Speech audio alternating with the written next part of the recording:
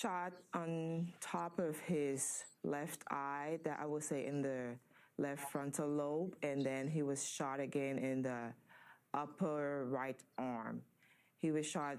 He had the bullet in the up here for about, let's say, up to 12 hours before it was taken out. So that injury is extensive, and the residual effect of that injury is going to stay with him for quite a while. He's home, but I want to remind everybody that Ralph is home because he's surrounded by a team of medical professionals. I'm a nurse for almost 20 years. His aunt is a physical therapy. His uncle is a medical professional. That's why he's home. So let's put to his pediatrician. And she said, so the CT said that there is just minimal fragments of the bullet in his brain. And I said, yes. And she's like, how? And I said, I don't know how. And she's like, bless God. And that's all I could say, because if she doesn't understand how, I don't understand how.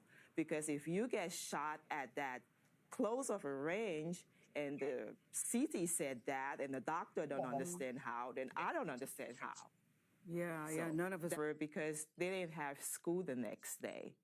And in this day and age, as parents, we're quite leery of sleepovers. So we said, you guys can stay out with your friends, but you have to come home before 10 o'clock. So it was about 9:45. I was like, Ralph, can you please pick up your brothers for me?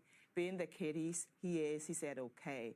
But he's not the kid that travels with his phone, so he didn't take his phone.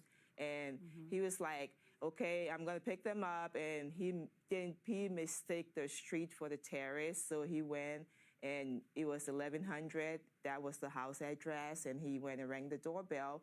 And he was supposed to stay outside. And his brothers were supposed to run outside, get in the car, and they come home. And that was what was supposed to happen.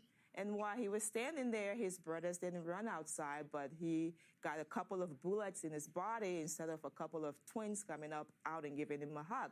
And that's all I can say. I don't think I can speak anymore.